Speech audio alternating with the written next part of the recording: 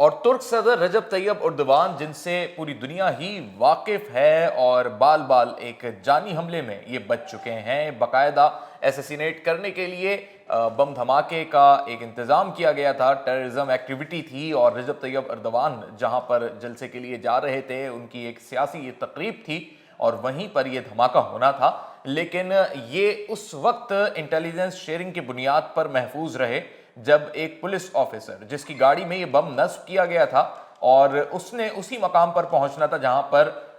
صدر ترکی رجب طیب اردوان بھی موجود تھے، لیکن وہاں پہنچنے سے قبل اس کی گاڑی سے بم برآمد ہوا اور پولیس نے اس حوالے سے تحقیقات کی، اور اس سے قبل بم ڈسپوزل اسکواڈ کو طلب کیا گیا۔ بم ڈسپوزل اسکواڈ نے اس بم کو ناکارہ بنا دیا، اور اس بم دھماکے کا بنیادی مقصد یہی ہوتا کہ رجب طیب اردوان کو نشانہ بنایا جاتا، اور پولیس کی گاڑی میں یا پولیس آفیسر کی گاڑی میں اس بم کی موجودگی اس بات کا ثبوت ہے کہ رجب طیب اردوان اس وقت یہ کہہ سکتے ہیں کہ ایک ہارڈ ٹارگٹ کے طور پر ٹیررزم ایکٹیویٹی کا شکار ہونے والے تھے، جو بال بال بچ گئے۔ اگر وہ اس ایکٹیویٹی میں محفوظ بھی رہتے، اگر اس دہشت گردانہ حملے میں وہ بچ بھی جاتے، تو یقینی طور پہ اس دھماکے کے نتیجے میں عوامی اجتماع کی صورت میں جو بھگدڑ مچتی یا جو ہجوم میں جو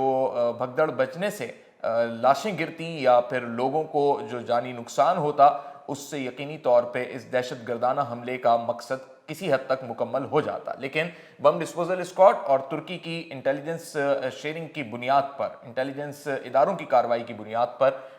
بر وقت کارروائی کے نتیجے میں یہ ہوا کہ اس بم کو ناکارہ بنا دیا گیا اور اس پولیس آفیسر کو بھی شامل تفتیش کیا گیا۔ لیکن ایک اور بات بڑی اہم ہے جو دیگر ان ممالک کے لیے بھی سوچنے سمجھنے اور تحقیقاتی اداروں اور قانون نافذ کرنے والے اداروں کے لیے اور حکومتیں چلانے والوں کے لیے بہت اگزامپل کے طور پہ انڈرسٹینڈ کرنے کے لائق ہے، اور وہ بات یہ ہے کہ اس پورے واقعے کی خبر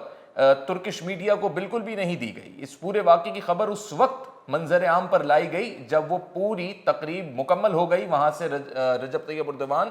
صدر ترکی اپنا خطاب کر کے، اپنی ایکٹیویٹی کر کے، اپنی مصروفیات مکمل کر کے وہاں سے روانہ ہو گئے، اور اس کے بھی کہا جاتا ہے کہ تقریباً 10 گھنٹوں کے بعد اس خبر کو ریویل کیا گیا، کیونکہ اگر اس سے پہلے بھی یہ خبر ریویل ہو جاتی یا بریکنگ نیوز کی صورت میں ترکش میڈیا یا انٹرنیشنل میڈیا پر آ جاتی، تو یقینی طور پہ اس سے بھی ایک بہت بڑا پینک پھیل سکتا تھا۔ یہ ہے وہ ملک ترکی جو اپنے اندرونی معاملات کو خوش اسلوبی سے چلانا جانتا ہے، نہ انٹیلیجنس فیلئر کا شکار ہوتا ہے اور نہ ہی اس کے تحقیقاتی ادارے کسی بھی خبر کو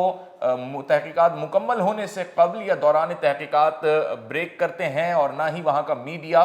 ریاست کے مخالف چلتا ہے، اور یہی وجوہات ہوتی ہیں کہ جب تمام پلرز یکجا ہوتے ہیں، ایک پیج پر ہوتے ہیں، تو ریاست ترقی بھی کرتی ہے۔ لیکن اس واقعے کے بعد رجب طیب اردوان کا جو سیکیورٹی پروٹوکول ہے اس میں مزید اضافہ کیا جا رہا ہے اور اسے دوبارہ سے ترتیب دیا جا رہا ہے۔ یہ بھی سوچا جا رہا ہے کہ اسکروٹنائز کیا جائے ان تمام سیکیورٹی افسران، پروٹوکول آفیسرز اور قانون نافذ کرنے والے اداروں سے منسلک افسران کو جو رجب طیب اردوان یا صدارتی محل کے اطراف یا قرب و جوار میں موجود ہیں اور اپنے فرائض انجام دے رہے ہیں، اور کس بنیاد پہ یہ حملہ ہے یہ بھی میں آپ سے شیئر کر لوں کہ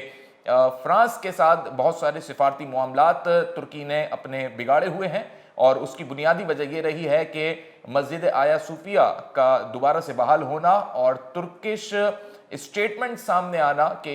یہ ہماری میراث ہے، جس پر فرانس کی جانب سے احتجاج ریکارڈ کروایا گیا۔ سفارتی محاذ سمیت تجارتی معاملات پر بھی کافی حد تک فرانس ترکی کے خلاف ہے۔ یہ سمجھا جا رہا ہے کہ افغانستان کی بہتری میں بھی ترکی اپنا کردار ادا کر رہا ہے، اور ادھر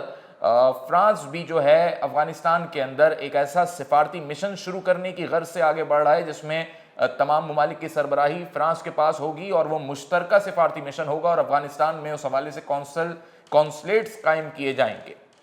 لیکن یہی بات فرانس کو کھل رہی ہے کہ ایک جانب ترکی نے فرانس کو بہت سارے معاملات میں زیر کیا ہوا ہے، اور اب افغانستان کے معاملے میں بھی ترکی فرانس سے آگے بڑھتا ہوا دکھائی دے رہا ہے، اور مسلم ممالک کے ایک بلاک کی صورت میں افغانستان کی مالی اور تجارتی مدد کرنے کو بھی ترکی تیار ہے۔ لیکن فرانس اپنے سفارتی مشن کے تحت افغانستان پر پوری یورپی یونین کو بھی غالب کرنا چاہتا ہے، اور ساتھ ہی برٹش اور آسٹریلین الائنس کے ساتھ فرانس کا ایک بڑا منصوبہ ہے جو افغانستان کے ذریعے امریکہ کو تقویت دے گا۔ اس منصوبے میں بھی ترکی کہیں نہ کہیں ایک رکاوٹ بن کر ابھرے گا، اس لیے ترک صدر رجب طیب اردوان ہائی الرٹ پر ہیں. ان کی جان جو ہے وہ خطرے میں ہے اور سیکیورٹی کے مزید اقدامات کو پہلے سے بہتر بنانے کی کوشش کی جا رہی ہے.